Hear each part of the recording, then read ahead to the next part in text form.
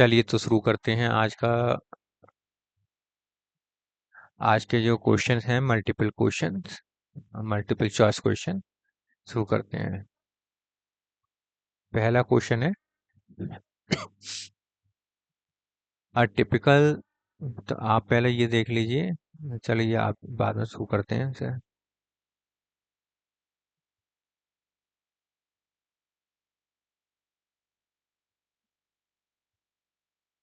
पहला क्वेश्चन है a typical angiosperm anther has how many lobes. कितने लोब्स होते हैं एक एंथर में, कितने लोब्स होते हैं? तो देखिए कितने लोब्स होते हैं एक एंथर में। जो एंथर होता है इसमें इस तरह से लोब होते हैं, तो इसे कहते हैं बाई लोब। ये कितने लोब हैं? बाई लोब, दो लोब होते हैं। ठीक है, how many lobes? By lobes होता है ये, बाई लोब होता है। और इसमें थीका कैसे होता है? थीका थीका टेट बाई लोब, प्रत्येक लोब में दो दो थीका होते हैं। ठीक है, अगला क्वेश्चन देखिए।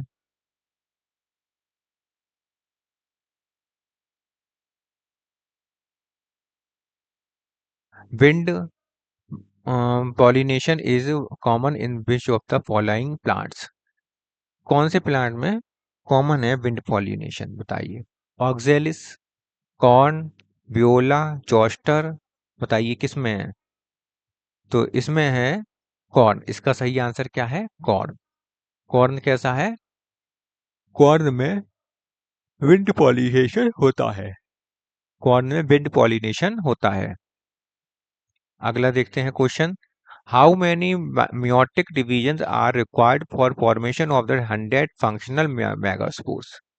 100 फंक्शन मेगास्पोर बनाने के लिए कितने मियोटिक डिवीजन होने चाहिए? तो ये कितने होते हैं? तो माइक्रोस्पोर बनते हैं और मेगास्पोर बनते हैं। माइक्रोस्पोर जो बनते हैं उसमें क्या होता है कि एक जितने भी होते हैं 2n, इनसे प्रत्येक से n प्रकार के 4 मेगास्पोर माइक्रोस्पोर बनते हैं, जिनकी प्लॉइडी n होती है। जबकि यहाँ मेगास्पोर जो होता है 2n, इससे जो बनते हैं 4 मेगास्पोर बनते हैं, जिसमें से 3 डी जनरेट हो जाते हैं और एक फंक्शनल रहता है। तो एक जो फंक्शनल रहता है इसी से megaspore mother cell, megaspore mother cell से ये माइक्रोस्पोर मदर सेल है। तो मेगास्पोर मदर सेल से क्या बनता है? एक मेगास्पोर बनता है। फंक्शनल मेगास्पोर कितना बनेगा? एक बनेगा, केवल एक बनता है। तो कितने डिवीजन होंगे? एक डिवीजन में एक ही बनता है, जबकि माइक्रोस्पोर 4 बनते हैं। तो यहाँ पर कितने बनेंगे? 100 फंक्शनल मेगास्पोर के लिए कितने डिवीजन की आवश्यकता होगी? 100 माइटोटिक मियोटिक डिवीजन की आवश्यकता होगी। अगला क्वेश्चन है व्हाट इज पेरिस्पर्म? पेरिस्पर्म क्या होता है?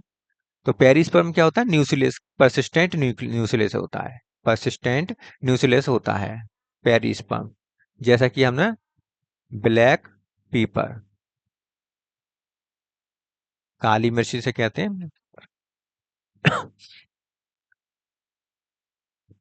Which of the following structure facilitate the entry of oxygen and water in the seeds? Seeds में वाटर और ऑक्सीजन की एंट्री किसके माध्यम से होती है? तो सीड में जो एंट्री होती है वाटर और एयर की, वो माइक्रोपाइल के द्वारा होती है। माइक्रोपाइल के द्वारा होती है। ये माइक्रोपाइल उस समय कहाँ पर होता है? ये ओव्यूल इंटेगुमेंट्स जहां पर खुले होते हैं जगह पर, इसे माइक्रोपाइल कहते हैं, फ्यूनिकल्स के पास में। ठीक है, तो इसे माइक्रोपाइल कहते हैं। माइक्रोपाइल ही इसकी ओपनिंग होती है, जहां से पोलन ट्यूब एंट्री करती है। और माइक्रोपाइल बीज जो सीड में माइक्रोपाइल क्या करता है? वाटर और ऑक्सीजन का की एंट्री कराता है। तो इसका सही आंसर क्या है? माइक्रोपाइल। नेक्स्ट देखते हैं। An aggregate fruit developed from, जो एग्रीगेट फ्रूट होते हैं उनमें क्या कैसे डेवलप होते हैं वो? तो multi carpellary apocarpous gynoecium, multi carpellary apocarpous और गाइनोसियम होते हैं। कैसा गाइनोसियम होता है? मल्टी कार्पलरी, अलग अलग कई सारे कार्पल्स होते हैं। मैनी कार्पस होते हैं, मैनी कार्पल। और सब कैसे होते हैं? सेपरेट होते हैं, सबके सब सेपरेट होते हैं। नेक्स्ट है 7, transfer of the pollen grains from one flower to another flower of the same plant. तो transfer of pollen grains from one, एक फ्लावर से दूसरे फ्लावर, और सेम प्लांट है, एक ही प्लांट है, एक में एक फीमेल है और एक मेल है। तो एक ही प्लांट से दूसरे प्लांट, दूसरे फ्लावर पर एक ही प्लांट में, तो इसे कहते हैं जीटेनोगोमी, जीटोनोगेमी कहते हैं इसे।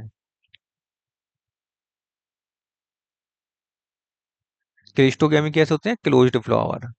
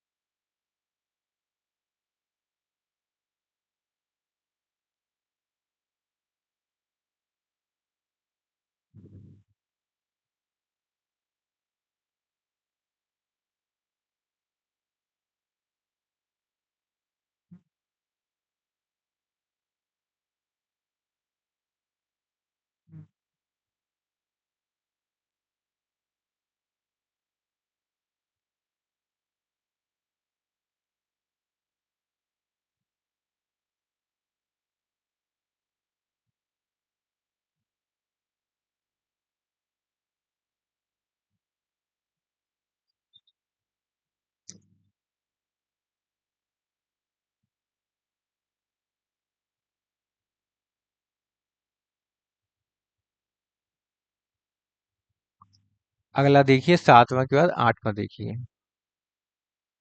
Which of the which is most crucial for storage of seed, seed के स्टोरेज के लिए कौन सा सबसे ज्यादा बहुत क्रूशियल कंडीशन है? तो सीड का स्टोरेज आपको करना है, तो एक तो उसमें से वाटर रिमूव कर दीजिए, वाटर रिमूव कर दीजिए जिससे कि उसमें कोई फंक्शन ना हो सके।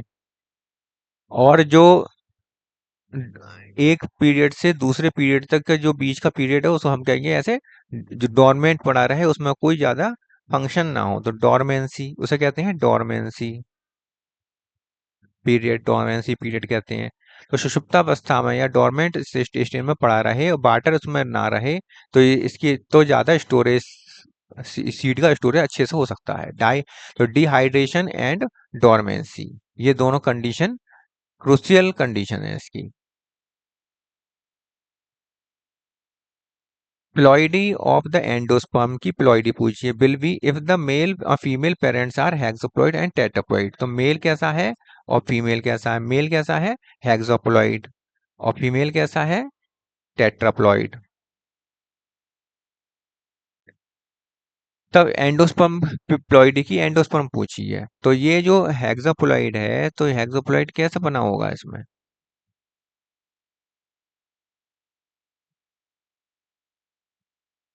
ये पेरेंट है, फीमेल पेरेंट, ये पेरेंट है दोनों। ये कैसे हैं? पेरेंट हैं। जब ये पेरेंट ऐसे हैं, तो इनके जो माइक्रोस्पोर होंगे वो कैसे कैसे होंगे? 3n होंगे। और इसका जो ओव्यूल होगा वो कैसा होगा? 2n होगा। अब 3n वाला जब 2n से मिलेगा,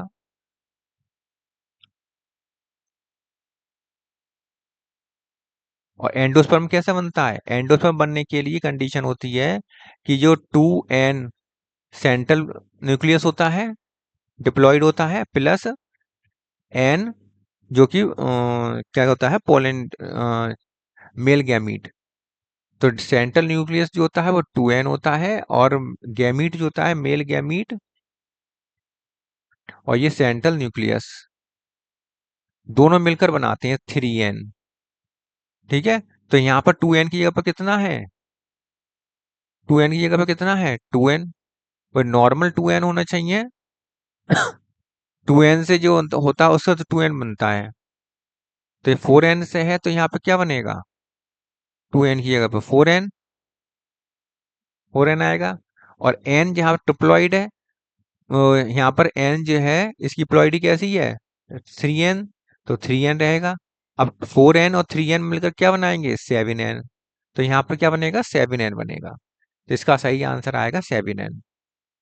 सेंट्रल मेल गैमीट रहेगा 3n, और जो ओव्यूल है इसकी दो न्यूक्लियस रहेंगी, दो न्यूक्लियस रहेंगे, तो एक न्यूक्लियस 2n का, दूसरा न्यूक्लियस 2n का, इस तरह से 3n प्लस 4n बराबर 7n, इस तरह से बनेगा जी।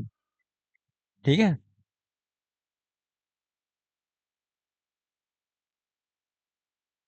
Classify the following transfer section of anther into appropriate category. तो अगर हम इसमें देखें तो इस तरह का होता है ये। ठीक है, तो ये एक लोब है, इधर वाला एक लोब है, बाई लोब्ड होता है। डाइथीकस दो होते हैं इसमें, डाइथीकस होता है, बाई लोब्ड डाइथीकस, ये आंसर सही है।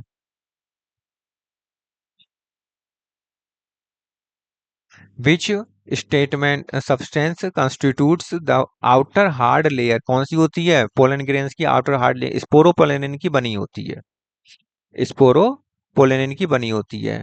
तो ना तो ये हीट इस पर काम करता है, हीट प्रूफ होती है, माइक्रोब्स प्रूफ होती है,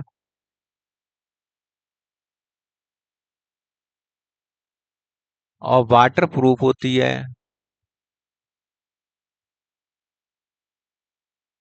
और विकिरण प्रूफ होती है, रेडिएशन प्रूफ, रेडिएशन प्रूफ होता है स्पोरोपोलेनिन। ठीक है, एक्साइन बाहर की आउटर लेयर होती है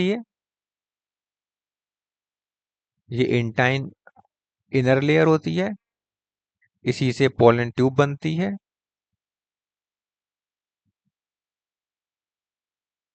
कैलोस होता है ये, पोलन ग्रेन्स को अटैच करके रखता है, और कैलेज एंजाइम निकलता है, जो कैलेज एंजाइम इसको तोड़ देता है, तो उसका पॉलिनेशन हो पाता है।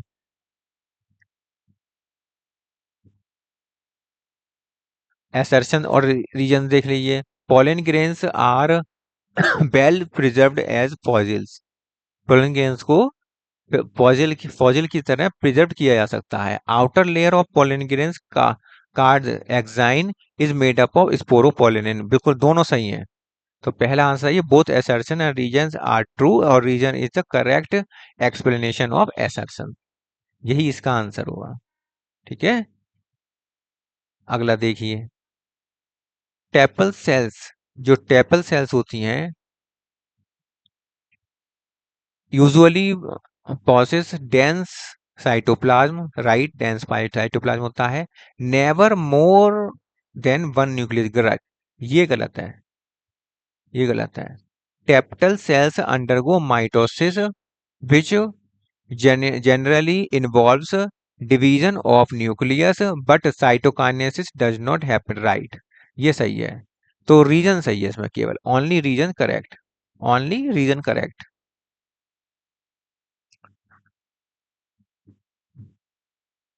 Study of the following statement the choose the correct option.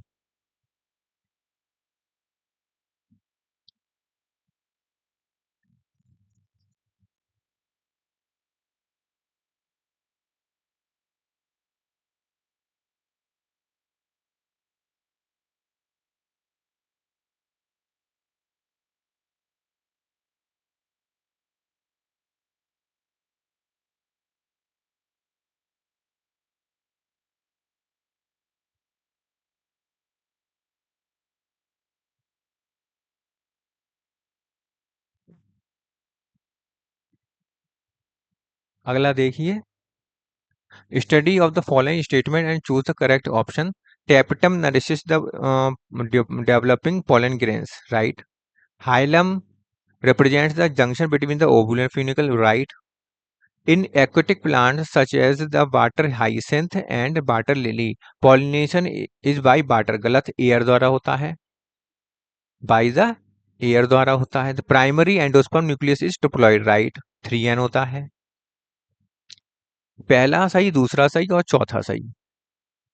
पहला दूसरा करेक्ट, बट थर्ड एंड नहीं, ये नहीं है। थर्ड इनकरेक्ट है ना, तो थर्ड इनकरेक्ट और पहला दूसरा चौथा सही है, ये बी सही है। Pollen grains of the beautiful rose plants were used after a month of their release to pollinate a flower of the same species. Which of the following events do you think will occur? तुम आप क्या सोचते हैं इसके बारे में? तो ये इसका सही आंसर क्या है? The pollen will be rejected as it is no longer viable. तो बाइबल तो होता है भाई ये। Pollen grains will germinate once at insect, ये भी गलत है। ये सही है सर। क्या सही है? The pollen grains will germinate, pollen grains germinate हो जाता है महीने महीने बाद में। If the hypothetical microspores mother cells is triploid, what will be the ploidy of the microspore? Microspore की प्लॉइडी क्या होगी? हाइपोथेटिकल माइक्रोस्पोर है कोई टेट्राप्लॉइड, माइक्रोस्पोर मदर सेल्स। अगर टेट्राप्लॉइड है, अगर हमने क्या पढ़ा अभी तक, 2n। Microspore mother cell, microspore mother cell कितनी होती है? 2n होती है, जिससे क्या बनते हैं? माइक्रोस्पोर कितने n बनते हैं। अब 4n है इसकी पेलॉइडी, तो इससे क्या बनाएंगे? 2n वाले बने डिप्लॉइड बनेंगे।